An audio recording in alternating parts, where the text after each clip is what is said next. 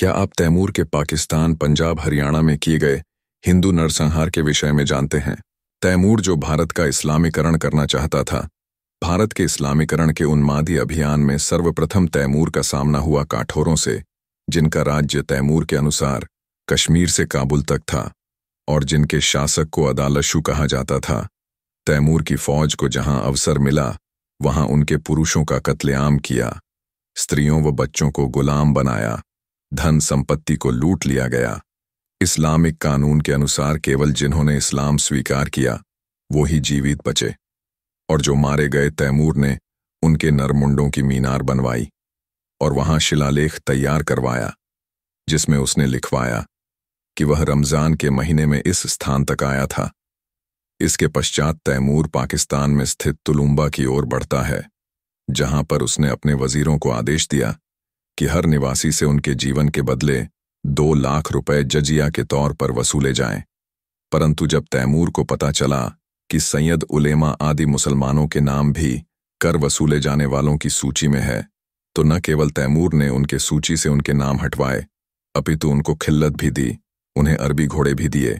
तत्पश्चात 2000 हिंदुओं का कत्लेआम करता हुआ और उनके स्त्रियों बच्चों को गुलाम बनाता हुआ वह आगे बढ़ा, जहां उसका सामना हुआ खोखर समुदाय से, जो मूलतः हिंदू जाट थे, परंतु इस्लामिक आक्रमण के कारण एवं सूफियों के कारण धर्मांतरित होने लगे थे। खोखरों से तैमूर का भयंकर युद्ध हुआ, जिसमें तैमूर के अनोखों घुड़सवार मारे गए, परंतु खोखरों का सरदार नुसरत खोखर की भी प्राणहानि हुई, जिसके पश्चात तैमूर ने खोखरों का भयंकर कत्लेआम किया, उनकी धन संपत्ति लूटी और उनके घरों में आग लगा दी। खोखरों के पश्चात वह मुल्तान को रौंदता हुआ भटनेर की ओर कूच करता है, जहां के शासक भाटी राजपूत धूलचंद्र थे। तैमूर को बताया गया कि वे राजपूत राजा हैं और राजपूत हिंदुओं की एक ऐसी लड़ाकू कौम है जो अपने जंग के हुनर के लिए जानी जाती हैं। तैमूर और भटनेर के राजा के मध्य लंबा संघर्ष चला।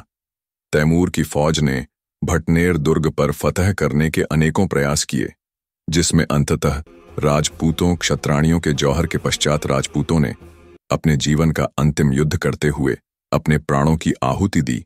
इस पूरे संघर्ष में 3 बार ऐसे अवसर भी आए जब तैमूर को लगा कि राजा देवचंद्र ने उनके समक्ष आत्मसमर्पण कर दिया है और वह उनके राज्य पर इस्लामिक कानून लागू कर सकता है, परंतु न राजा इसके लिए तैयार थे, न उनकी हिंदू प्रजा। तैमूर के सैनिक जब भटनेर में जजिया वसूल करने जाते हैं तो उनका भरपूर विरोध होता है। राजा के राजपूत सामंत जजिया वसूली करने वालों को खदेड़ कर भगा देते हैं, जिसके पश्चात भटनेर दुर्ग पर तैमूर का अंतिम आक्रमण होता है, जिसमें राजपूतों ने अभूतपूर्व साहस का परिचय दिया था, जिनकी प्रशंसा स्वयं तैमूर ने की है। तैमूर के अनुसार इस युद्ध में 10,000 हिंदुओं ने अपने प्राणों की आहुति दी थी। इस दुर्ग से तैमूर को जो लूट प्राप्त हुई वो उसने अपने सरदारों में बांट दी। भटनेर के पश्चात तैमूर ने सरस्वती नगर के सभी हिंदू काफिर पुरुषों के कत्लेआम का उल्लेख किया है, जिनके स्त्रियों और बच्चों को बंधक बना लिया गया और उनकी धन संपत्ति लूट ली गई। ऐसा ही खूंखार व्यवहार फतेहाबाद और रजबपुर के हिंदू निवासियों के साथ भी हुआ, जिसके पश्चात तैमूर का सामना हुआ जाटों के मेव समुदाय से, जिन्हें तैमूर नाम मात्र का मुसलमान कहता है। संभवतः तैमूर का संकेत इस्लामिक आक्रमणों के कारण धर्मांतरित हुए हिंदू मेवों से है। मेव जाटों का ऐसा समुदाय था जो सदैव ही मुसलमान आक्रमणकारियों पर हमला करके वनों में भाग जाने की रणनीति से आतंकित करने के लिए जाना जाता था। तैमूर ने मेव जाटों के खात्मे के लिए एक सैन्य टुकड़ी भेजी, लेकिन वह केवल 200 मेवों को ही खत्म कर सकी।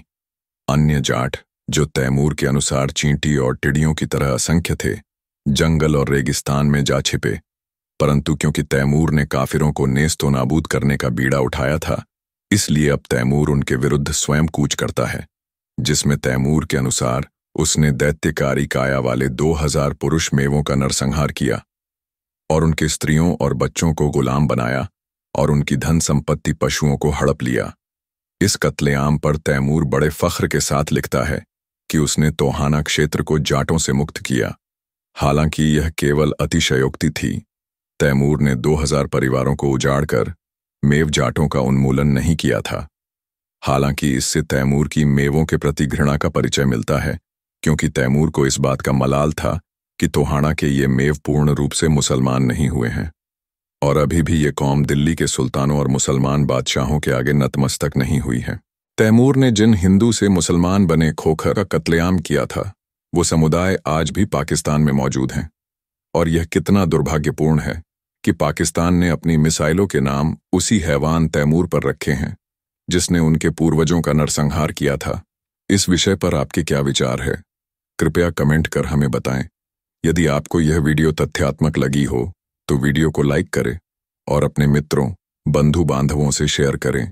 और यदि आप ऐसे और नए तथ्यात्मक वीडियो देखना चाहते हैं तो चैनल को सब्सक्राइब करें।